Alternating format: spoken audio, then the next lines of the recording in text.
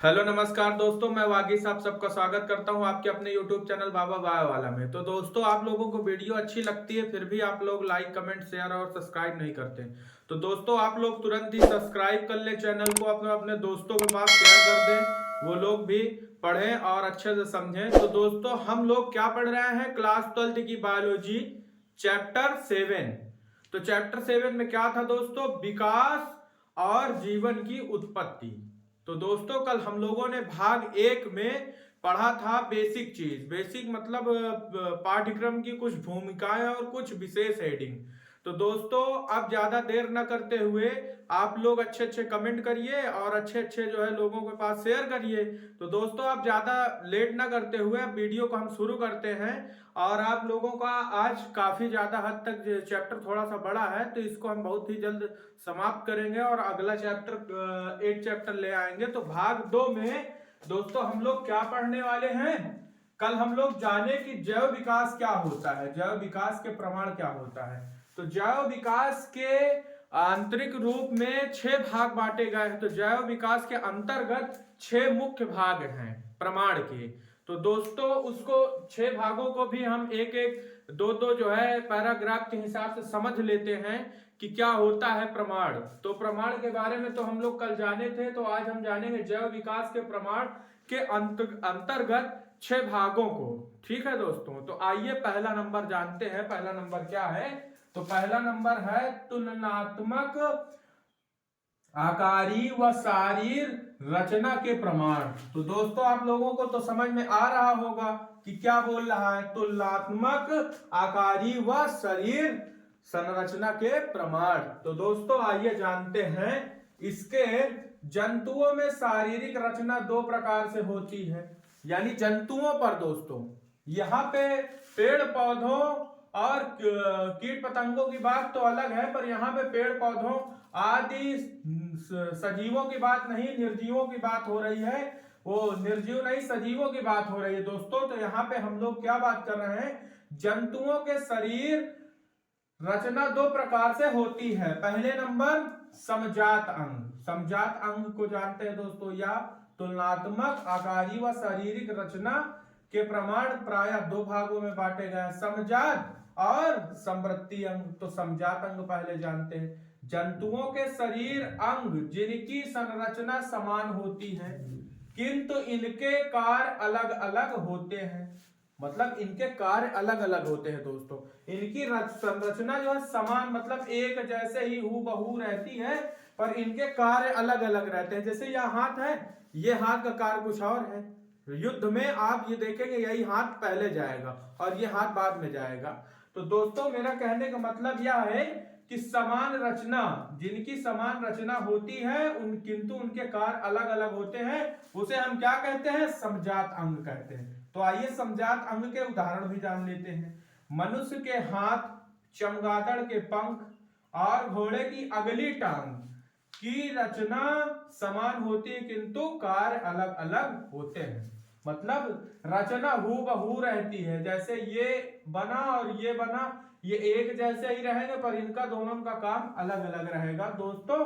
तो इसका कहने का मतलब यह है कि संरचना एक जैसी होगी और कार्य अलग अलग होंगे। तो उसको हम क्या बोलेंगे? समजात अंग। अब जानते हैं दूसरा, समवृत्ति अंग। तो जंतुओं के अंग जिनके कार्य समान होते हैं किंतु उनकी आंतरिक संरचनाएं भिन्न होती हैं, उसे समवृत्ति अंग कहते हैं। मतलब उनकी संरचनाएं भिन्न होती हैं, एक जैसे नहीं होते कि वो चाचा जान ऐसे हैं और ये भी ऐसे ही हो जाए। तो ये इसमें थोड़ा सा अंतर होगा, ये छोटे होंगे या बौने होंगे या तो लंबे होंगे, तो उन्हीं को हम क्या कहेंगे? समवृत्ति अंग कहते हैं। इनके भी उदाहरण थोड़े से हैं, जैसे कीट पक्षियों चमगादड़ के पंख उड़ने का कार्य करते हैं किंतु उनकी रचनाएं अलग अलग होती हैं। मतलब पंख एक जैसे तो होते नहीं है, इनका पंख जो है अलग अलग तरीके से होता है, पर उड़ने के काम आता है। तो इसको हम क्या बोलेंगे? समवृत्ति अंग। तो दोस्तों, पहला आप समझ चुके हैं, ज्यादा हम विस्तृत रूप में नहीं जाएंगे, वीडियो काफी लंबी हो सकती है। तो आप लोग लाइक करें और कमेंट करते जाएं कैसे आपको समझ में आ रहा है कि नहीं आ रहा है। तो अब दूसरा नंबर जानते हैं। तो दोस्तों, तुलनात्मक आकारी व शारीर रचना के प्रमाण तो आप जान चुके हैं, दूसरा नंबर जानते हैं। तो साथियों, अब जानते हैं दूसरा नंबर क्या है? जीवाश्म ईंधन के प्रमाण। तो प्राचीन जीवों के अवशेष हमें चट्टानों के नीचे दबे मिलते हैं। इसके अध्ययन की जीवाश्म विज्ञान कहते हैं। अध्ययन को ही हम क्या कहते हैं? चट्टान के नीचे दबे हुए अवशेष का अध्ययन करना ही क्या कहलाता है? जीवाश्म ईंधन के प्रमाण। तो दोस्तों इसके भी हम उदाहरण जान लेते हैं, जैसे डायनासोर, आदि मानव आदि ही जीवाश्म के प्रमुख उदाहरण हैं। यानी यह और आदि मानव यह सब क्या है? जीवाश्म ईंधन के प्रमाण। तो दोस्तों दूसरा नंबर भी जान लिए, अब तीसरा जानते हैं अवशेषी अंगों के प्रमाण।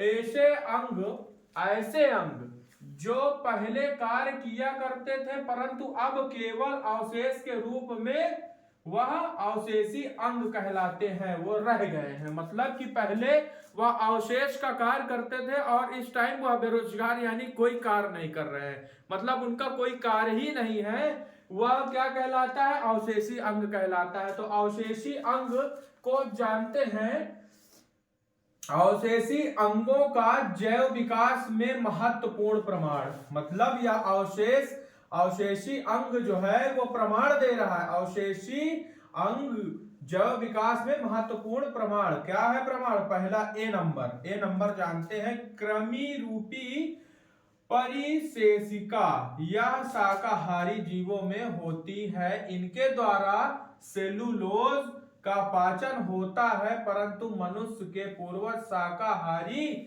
प्राणी थे, लेकिन सेलुलोज की कमी होने के कारण यह अवशेषी अंग के रूप में रह गया है। मतलब दोस्तों यह शाकाहारी जीवों में होती है किंतु सेलुलोज के पाचन का कार्य करती है, परंतु मनुष्य के पूर्वज पूर्ण रूप से शाकाहारी रहते थे, लेकिन सेलुलोज की कमी होने के कारण यह अवशेषी अंग के रूप में रह गए हैं। अब आइए जानते हैं चौथा नंबर। दोस्तों यहां तक तो आप लोगों ने जान लिया है, अभी इसका बी नंबर जान लेते हैं और उसके बाद फिर चौथा नंबर जानेंगे। दोस्तों तो आप लोगों को यहां तक तो समझ में आया, आइए उसको भी जान। तो साथियों अब बी नंबर जानते हैं, निषेचक पटल में जानते हैं क्या है? यह मनुष्य के नेत्र के भीतर पाई जाती है, लेकिन यह मानव के लिए अनुप्रयोगी है। मतलब मानव के लिए इसका कोई प्रयोग ही नहीं। किसका प्रयोग? निषेचक का कोई प्रयोग ही नहीं है मानव के लिए, जो कि मानव के नेत्र के भीतर पाई जाती पर मानव के लिए नहीं उपयोगी है। तो यह किसके लिए उपयोगी है? यह मेढक और पक्षियों आदि के लिए उपयोगी है। केवल और केवल मनुष्य यानी मानव को छोड़ के और ये सारे जीव और जंतुओं के लिए उपयोगी है, जो कि मनुष्य के नेत्र के भीतर भी पाई जाती है। उसे क्या कहते हैं? निषेचक पटल कहते हैं। तो दोस्तों यहाँ 3 नंबर का ये बी नंबर था, ये उदाहरण। यहां तक तो आप लोगों ने बहुत अच्छे से समझ लिया। अब आइए जानते हैं चौथा नंबर क्या है हमारा। तो चौथा नंबर है संयोजक कड़ियों के प्रमाण। तो दोस्तों संयोजक कड़ियों के प्रमाण क्या है? ऐसे जीव जिसमें 2 वर्गों या 2 जातियों के लक्षण पाए जाए उसे हम क्या कहते हैं? बीच की कड़ी संयोजक कहते हैं। यानी 2 वर्गों के बीच या 2 जातियों के बीच लक्षण पाए जाने वाले को हम क्या कहेंगे? वर्गों को क्या कहेंगे? हम संयोजक कड़ियों का प्रमाण कहेंगे। तो दोस्तों इसका उदाहरण भी जान लेते हैं। इसके उदाहरण भी प्रमुख 2 भागों में रखा गया है। पहला विषाणु और युगलीना। तो विषाणु का काम क्या है? विषाणु सजीव व निर्जीव के बीच संयोजक कड़ी है। मतलब इस सजीव और निर्जीव के बीच